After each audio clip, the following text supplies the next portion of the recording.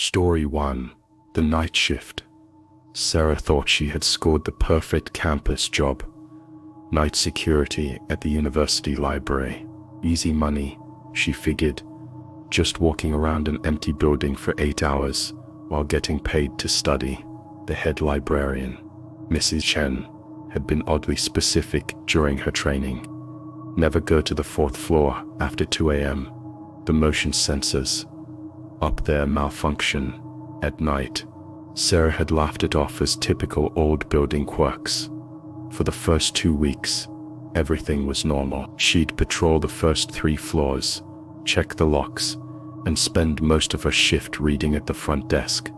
But on her 3rd Tuesday night, around 2:15 a.m., she heard something that made her blood run cold. The distinct sound of books falling, coming from directly above her head, the 4th floor.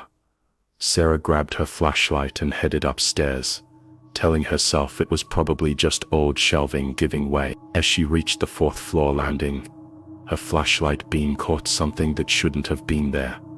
Wet footprints leading from the stairwell to the philosophy section. But it hadn't rained in days, and the building had been locked since 6 p.m. Following the trail with trembling hands, Sarah noticed the footprints were getting fresher, more defined. At the end of the philosophy aisle, she found a study carrel, with books scattered across the floor, and a chair still spinning slowly in circles. On the desk was an open book, a collection of ghost stories, with a single line highlighted in red ink that wasn't there moments before. Some doors should never be opened. That's when she heard the breathing behind her, slow, labored, like someone struggling to draw air through damaged lungs. Sarah spun around, but the aisle was empty. The breathing continued, seeming to come from everywhere at once. She ran toward the stairs, but the wet footprints were now leading in the opposite direction, following her path exactly.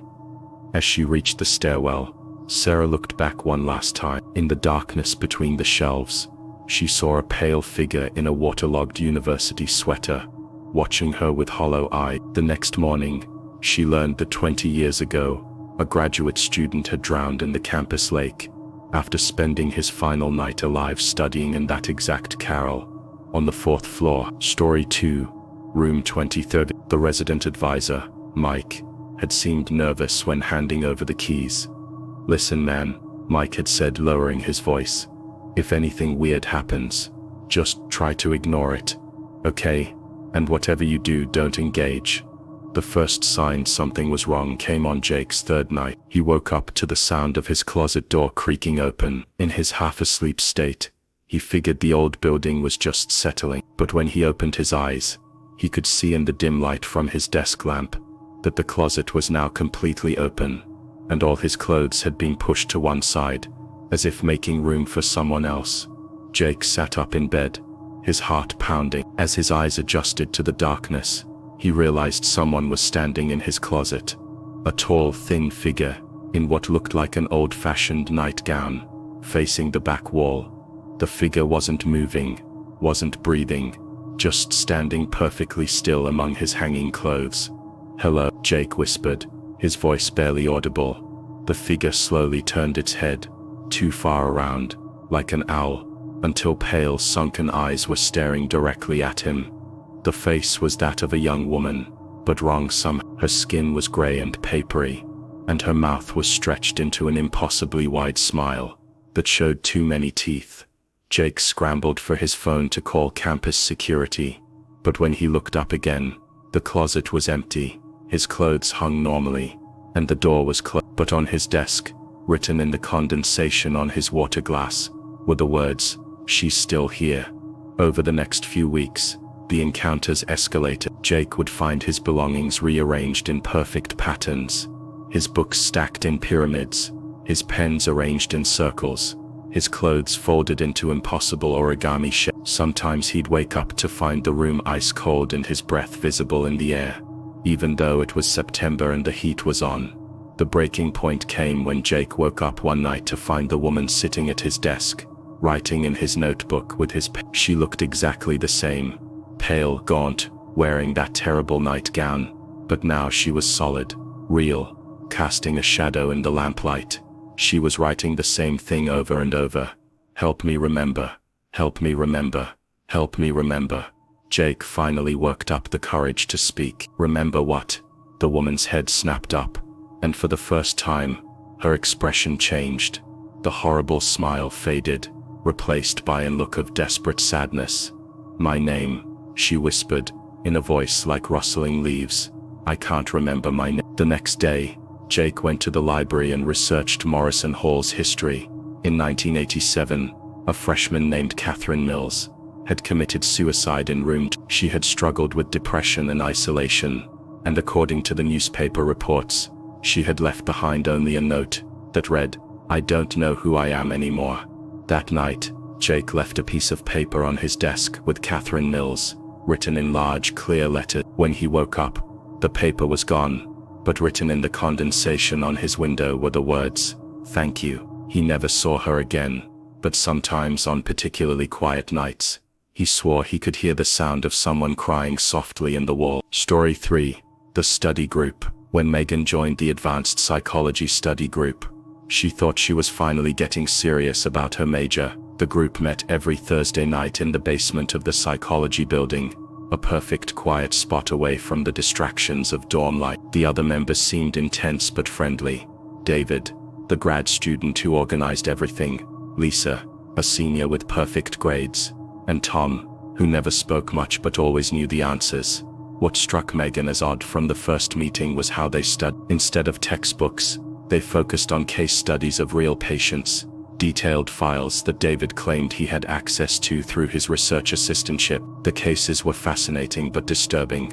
People who claimed to see things that weren't there, patients who insisted they could communicate with the dead, individuals who experienced shared hallucination. The key to understanding abnormal psychology, David explained during their third session, is to experience it firsthand. That's why we're going to try something different tonight. He pulled out a small tape recorder and placed it in the center of their circle. This is a recording of a patient who claimed she could channel spirits. We're going to listen to it and document our psychological responses.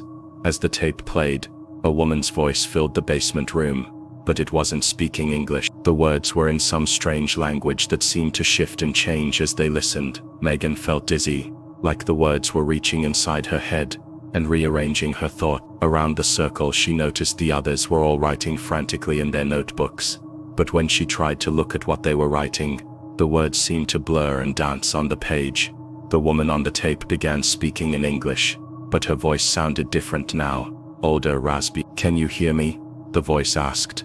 I've been waiting so long to speak with you. Megan looked around the circle in confusion, but David, Lisa and Tom were all staring directly at her with expressions she'd never seen before. Their eyes were completely black, reflecting the fluorescent lights like mirrors. Answer her, Megan, David said, but his voice sounded wrong too, deeper, echoing strangely in the small room. She's been waiting for you specifically. Megan tried to stand up, but found she couldn't move. Her body felt heavy, like she was sinking into her chair. The voice on the tape continued. You're the one I need, Megan. You're the one who can help me come through. Around the room, the temperature began to drop rapidly. Megan could see her breath, and frost was forming on the windows. That's when she realized the truth. There was no study group. She was alone in the basement, sitting in a circle of empty chairs, talking to a tape recorder that wasn't even plugged in. The other students flickered like bad television reception, their forms becoming transparent before solidifying again. Megan finally managed to stand up and run for the door, but as she reached for the handle she heard David's voice behind her. Where are you going, Megan? The session isn't over yet. We have so much more to learn. When she turned around, all three figures were standing now, but they were wrong. Too tall, with joints that bent the wrong way, and faces that were blurred like smeared photographs. She pulled the door open and ran up the stairs, not stopping until she reached the main floor. When she looked back, the basement was completely dark, as if it had been empty for hours. The next day, Megan checked with the psychology department.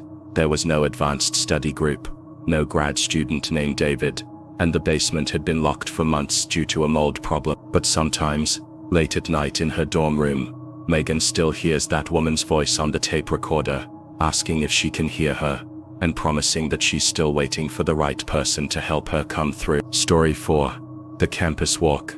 Every college has those unspoken rules that get passed down through generations of students. Don't eat the fish in the dining hall on Fridays. Avoid Professor Martinez's 8 a.m. calculus class. And never ever walk alone through Meridian Woods after midnight. The woods formed a natural barrier between the main campus and the off-campus apartments. And while there was a well-lit path that cut the walking distance in half, something about those trees just felt wrong after dark. Alex had heard the warnings, but he was a practical guy. He was a junior, not some scared freshman. And the path through the woods would save him 20 minutes walking back from the library. Besides, he was a cross-country runner.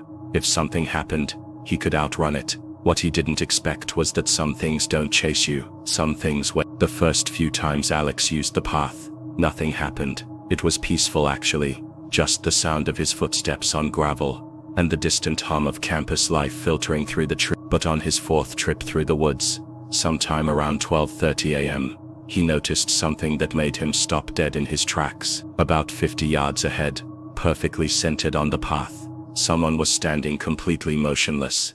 Alex squinted in the darkness, trying to make out detail. It looked like a student, someone about his age wearing a hoodie and jeans, but something was off about the way they were standing, too still, too perfectly balanced, like a mannequin that had been carefully "Hey," Alex called out, his voice echoing slightly in the enclosed space of the path. "You okay?"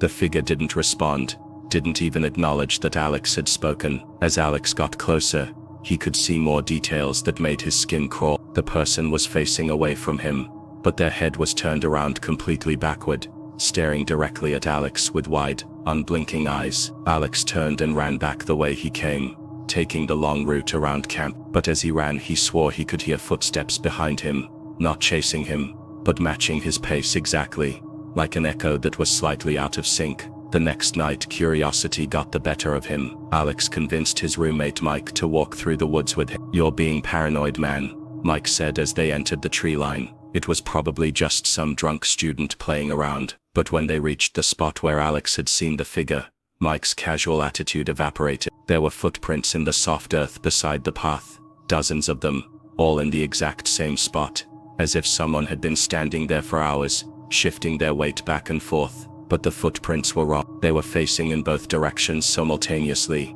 as if the person making them had been facing forward and backward at the same time. "Okay," Mike whispered. "That's actually really As if summoned by his words, they heard the sound of branches snapping deeper in the woods, off the main path. Not like someone walking through the forest, but like something large moving deliberately through the undergrowth, circling around. The sound stopped directly to their left, maybe 20 feet into the trees. In the darkness between the trunks, Alex could make out a pale shape, tall, thin, and completely motionless. It was the same figure from the night before, but now it was standing among the trees, watching them. As they stared, the figure raised one arm and pointed directly at Alex. Mike grabbed Alex's shoulder.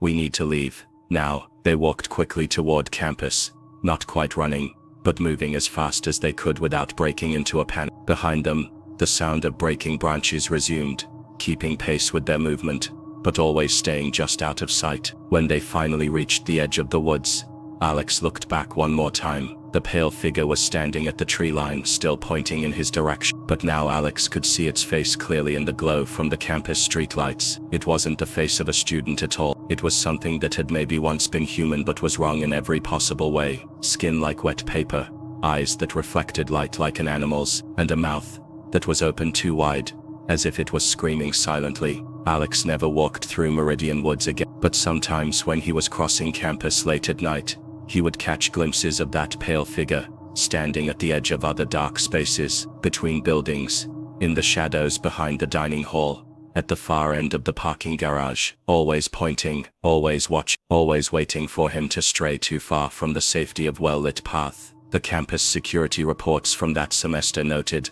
an unusual number of students requesting escorts through certain areas of campus after dark. When asked why, most of them gave the same explanation. They felt like something was following them, something that was patient enough to wait for the perfect moment to step out of the shadows.